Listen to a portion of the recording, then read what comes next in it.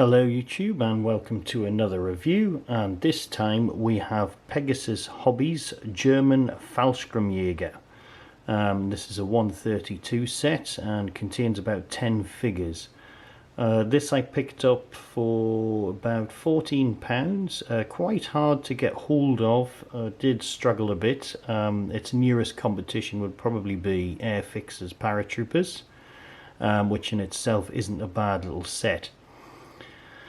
This set shows German paratroopers in what I would call a later environment. I'll go through that as the review progresses. On the front of this box you can see these figures fully painted up. They are wearing a much later type of splinter camouflage, which was quite popular towards the end of the war, but at the beginning of the war they would have been still in their olive green schmucks, and even then, even this camouflage one was still quite difficult to come by even towards the mid to end of the war. The guys on the front cover have a mixture of MP40s and some heavy weapons there. There are no FG42s in this set, although the 172 PEGASUS Hobbies German FALLSCHIRMJAGER does contain an FG42. But in the 132 set there is no FG42, just so that everybody's aware of that. Airfix do have an FG42, it's supposed to be an FG42, it doesn't look much like one. The moulding and sort of sculpt of it isn't very good, but it is an FG42. Looking elsewhere on the box, it's called the Military Museum Collection, if you can see that. Sorry about the lighting there, it's probably a bit intense. And like I say, it's the cover. I think I prefer something, you know, probably painted or something, a bit of a picture rather than the actual figures. That would be great on the back or something, but probably doesn't sell it to me on the front, considering the quality of the figures. Side of the box, this set contains 10 figures, moulded in blue-grey plastic. Mine are certainly grey. Some assembly required. They do come on a sprue, but there's no assembly, so you know, you don't worry about that. It's probably a general warning for most of their kits, I would say. And like I say, same old on the side. And here we go. These are definite for sort of more die-hard modelers here. It's pretty much saying 14 plus in years, to sort of, you know, that's the sort of average age they're saying. Airfix figures I'm sure are lower than that. Well, that's pretty much what you get here. Now on the back we have, it's not a bad little picture on the back, I quite like that. It's basic, everything about this box is pretty basic, but they do show the figures again painted and who you're getting in the box. And these are quite good figures. So what it says over here is, "Fight, comrades, fight. The Allies have been keeping her students' elite forces very busy of late, from the sunny hills of central Italy to the shady bocage of Normandy. Long gone are the glory days of Eben Emael." Now I think Eben Emael was a Belgian fortress, and that was probably one of the FALLSCHIRMJAGER's most probably the best mission they ever did. I think they went in gliders and captured this heavily defended fort in Belgium just at the start of the war. And I think that's pretty much what that's sort of mentioning there. So it's best just to snap up your bone sack, grab your FG42 and get into the fight, as it just might be your last. So it's a bit weird, it does say FG42 there, but there's no evidence of an FG42 in this set. They all seem to be MP40s to me. So that aside, I think we'll have a look at this box. So let's see what's in it. So let's see if we can get a little bit of focus in on this chap. So straight away, this guy is obviously throwing a grenade, no problem there. He is wearing his M38 helmet, which is very nice. I think it was an M39 helmet, which was an earlier version. Then I think the M38 was the later one. He's got lovely ammunition pouches for his MP40. You can see here I've left these parts of the sprue on. I'm not taking those off. I'll just try and show you it in its most basic form, but the sprue extends along the bases. Basically looks like that, and they're all clipped onto that. It's quite easy to detach, so if anyone's worried about how securely these are fixed, they are nice and safe and snug, and it does come off relatively easily, so no need to panic there. It's a nice sculpt of the MP40. I quite like that. I think it looks about right in size, so I haven't got any issue there. He's obviously got his normal stick grenade, which is fine. I think there was an M39 grenade which looks similar to the Allies one, but it was still a string pull, so not always stick grenades. Obviously he's got the correct paratrooper's jacket there, which is great. Lovely action in the throwing. It's very similar to the Airfix German infantry figure. It's a really good pose, and it really does like he's throwing this grenade, so I really like this pose. He does have, now all of these seem to have a Luger, which as far as I know was only available for NCOs and officers, even in the parachute regiment, but there you go. We'll forgo that because I could be wrong. I've got a bread bag plus water bottle here, which isn't bad. I think that's a modicum of equipment there. Boots wise, we have the, I think they were about a 10-hole, 12-hole lace-up boot. In the early part of the war, very early, and probably just even before the war, they were side lacing boots. But these are front lacing ones, which the Germans pretty much stuck with for the rest of the war. Really nice. Lots of sort of detail on this. It's quite a nice figure, so I'd probably rate this as one of the best figures in the box. As a size, I'm going to do a size comparison with the Airfix paratroopers, so just hold the line, don't dash off just yet, and I'll do a comparison, but I'll find the relevant figure for that.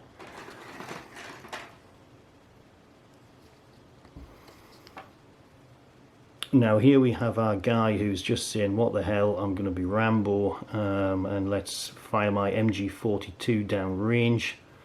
That's quite a good little pose. I quite like that, really. I mean, being a paratrooper is quite frenetic. You're always in the heat of the action, and these guys are an elite, you know, so I mean, these are the troops you don't really want to meet. Obviously in Crete, which is basically their undoing was Crete, basically. A lot of their equipment was dropped in canisters. German parachutes, the actual parachutes, weren't very good, and what could happen is they could drift and not control the parachute very well. On top of that, the British had reinforced Crete with Australian troops who fought at Tobruk, and they really took a pound, and they were being shot out of the air basically by the British and Commonwealth troops. And they only actually won the Battle of Crete mainly because they held onto the airfield for long enough for German reinforcements to arrive, but they took an absolute pounding in Crete. And I think we all know the story. Hitler just panicked and thought, well, I'm not doing this again. But certainly, and there again, there's the Luger. Now you would expect a sidearm with a machine gunner, so I haven't got any problem with that one.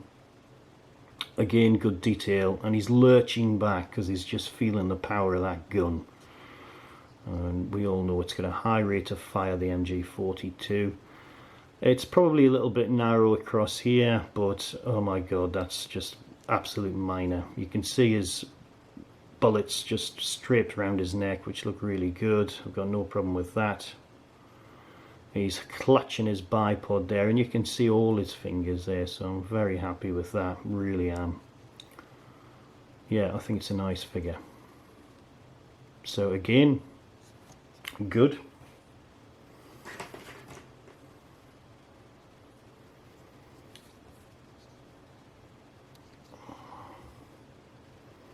Now here's our chap with the Panzer Schreck, which is pretty much almost like an American bazooka, I'm presuming. He's got one That's possibly one shell in his deep pockets, which is what that jacket was really handy for. When they would jump, the idea was the schmuck could actually hold their basic belt equipment inside, and you know, that would also help. But a lot of them preferred just slinging their gear in a canister and chucking it out of the plane and not having to jump with too much equipment. Again, sidearm, but that's appropriate really for a guy with an item like this. Again, now, yeah, sorry about taking that out of focus there. I'm not sure if that is an FJ helmet cover which the Fallschirmjäger would use. There is a faint line there. It's very, very faint. I don't know whether you could see that, but that would be a bonus if it is. So basically that's a cloth piece that fitted over the helmet, and on that you could attach various items of camouflage to it. Yeah, again, that's not bad. It's not a bad little... It's not a bad little effort on the rocket launcher. It probably needs a little bit of trimming here and there. But yeah, I'm not too... Yeah, I think that's good. He's got his bread bag again, water bottle. There's his sidearm. Yeah, I don't think that's too bad.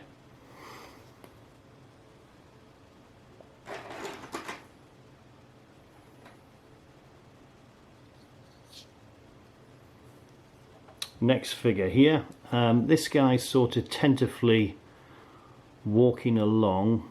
Again, he's got the boots, and again I can just about see on his hat it's that bandolier line, and that would make me think he's got the FJ helmet cover.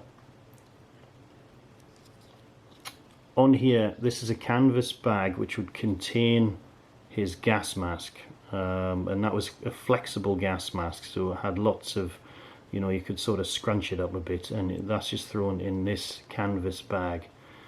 Again, bread bag here. The rifle was probably a Mauser 98K. I think that was relevant for the paratroopers at that time, or the Fallschirmjäger. I don't want to get anybody upset. He's got his bandoliers here, which is appropriate, and this will enable him to carry large quantity of ammunition. He doesn't look too happy. He does sheepishly sort of look like he's advancing very slowly.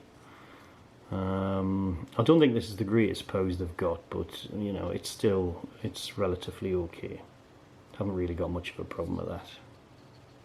And again, you know, definitely signs of a helmet cover on there.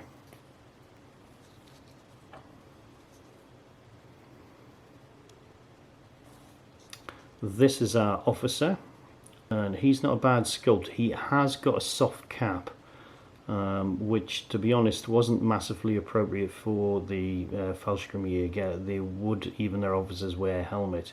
However, that's, you know, it's by the way. I quite like the idea of this guy's got a soft cap. To be honest, these ones mix up quite well with the Airfix set, so I would actually just mix them up with the Airfix set, paint them all up the same, and you know, you can have two options there because the Airfix guy does have a helmet on. But I mean, this could be anywhere. There is a large variety of clothing in this set, so I can't really say to you it's any relevant battlefield that I would know, or battle. There's guys with quite thick jackets on, and like I say, there's this chap here who isn't really wearing a lot. He's got his field glasses there, and again MP40, set of magazines here. Pistol, which is obviously totally relevant, he's an officer, and he has his bread bag too. Again, not bad detailing, he's not bad.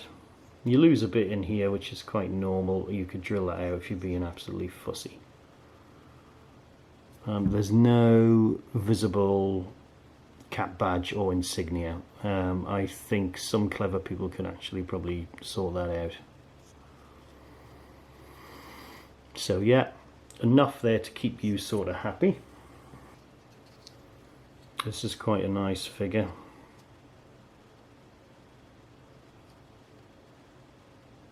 Here he comes. So again, he's got lovely pouches going on there. He's really ready for action. He's taking a good shot here. Nice one of the MP40. The magazine looks a bit slender, which would probably be me being overly critical. Yeah, I mean, that's quite good. Look at that. So I think that's quite good. It's really looking down that barrel, looking at what he's shooting at. Again, here's our pistol, bread bag and water bottle. Boots again, they look like the high up lace ones, so no problem there. And again, standard fare regarding his uniform, nothing sort of out of place there. Faint again, faint line there, and that could be indeed, it could be the FJ helmet cover.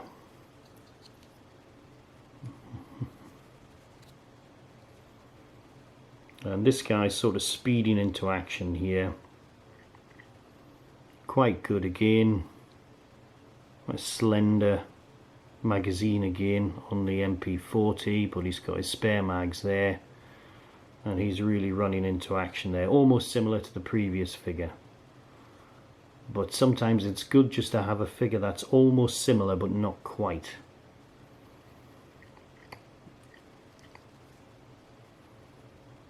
Yeah, no problem with him.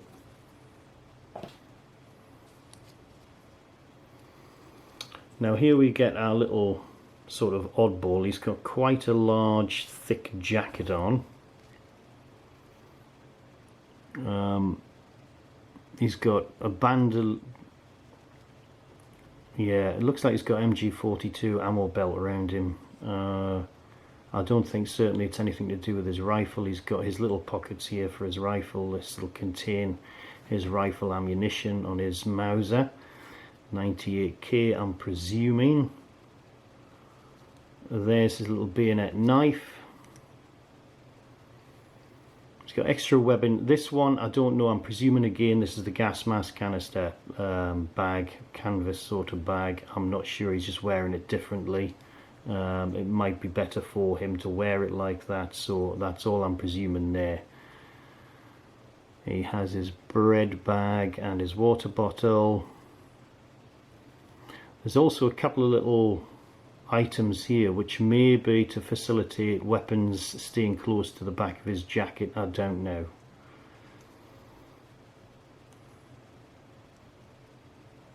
He's got something in this pocket, I don't know what that is. Could be a stick grenade, I don't know. But he's not bad either. He has a rather smooth helmet. There's no sign of any sort of FG cover on his helmet. And again, he's not bad. He's not bad. He's not doing a great deal, but he looks, you know, he looks great. He's probably accompanied the MG42 guy, no problem. So, but like I say, he's got quite a thick jacket on, so I can't properly see where these guys are functioning. Nice figure, this one. He's not really leaning right into the shot, but I think that's more than adequate. Again, good. He seems to have mini gaiters on this one. It's again ankle boots, very common with the elite units towards the end of the war.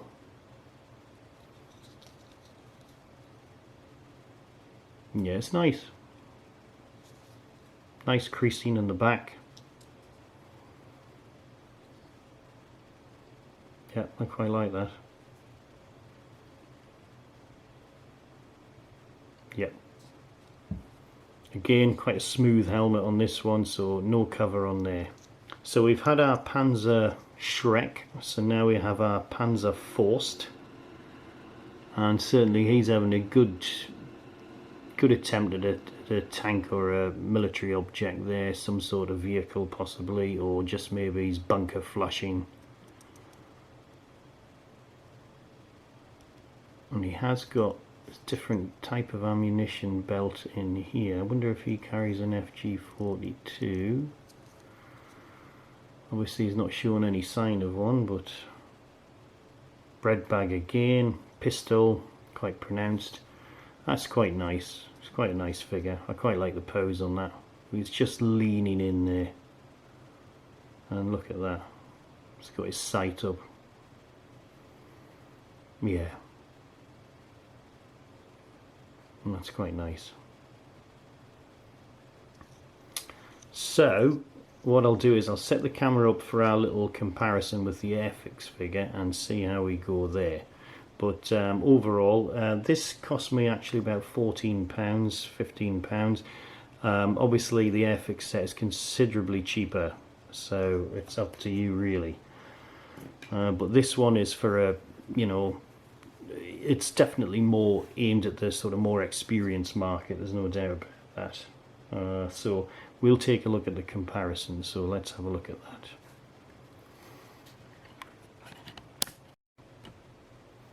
So here we go with our size comparison, and as you can see I don't think there's much between these, so I think a good mix and match with the Airfix set wouldn't go amiss.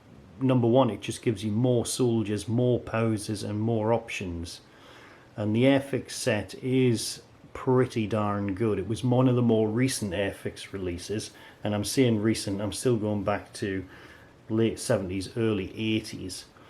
But you know, more than acceptable I think for this set. So the only difference you would have would be the base, but you can see there there's not a lot of difference here. So I think these are more than acceptable to be used in conjunction with the same set, and if that helps you out then I think that's good. Obviously the Airfix set is so cheap. I mean, this is about £6-7 the Airfix set, less than that probably, and you're talking double for the Pegasus Hobbies set. So I do think it's quite worth mixing those up and just give you more options and more poses. I mean, you know, 132, there's a limited amount of figures in the box, and obviously if you buy 2 boxes you're already looking like you have too many repeats, so it's quite good that these figures are very, very similar.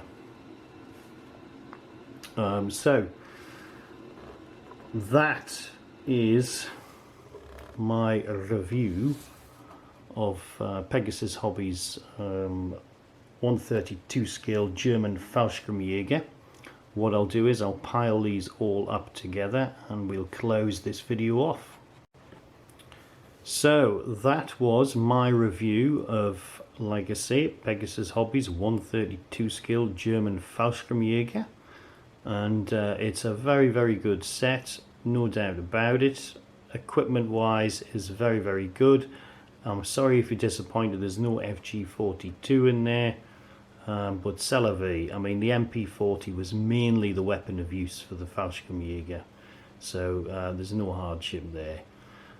If you are that just rough, I need an FG42, the Airfix set does contain one. Initially I thought in my review it was the standard MG42, but no, corrected that after looking at Plastic Soldier's review, and they were very adamant it was a bad lookalike of an FG42, mainly because the magazine was slightly cocked to the forwards position, which sort of gave it away for them. So if you are sort of FG42 orientated, then yeah, the Airfix set does contain one. Like I say, this set in 172 has a couple more poses, and it does contain an FG42 in that set. It does directly transcend into 172, just a couple more poses, and one of them contains an FG42. So if you're interested in buying these in 172, go ahead. They do look very, very good as well. I got these from Drum and Flag, which has been a bit of a revelation actually, because you'll probably notice I did a review of a 132 tank on the previous review, and mainly at request of a lot of people saying they're struggling to find vehicles for this particular size. Well, Drum and Flag have quite a collection of alternative vehicles. There's even a Churchill tank I think there, so they're worth checking out. I don't get any money or anything like that off Drum and Flag. I'm just pointing you in the right direction. If you want to look at their website, they do have some good stuff on there. So finishing up, very good set, and I've bought this. I wanted to get the Russian infantry set that they also had, but that was out of stock, so it might be a while before I review another Pegasus Hobbies set, but these ones very, very good. And thank you for watching, and we'll see you soon. Thank you. Bye.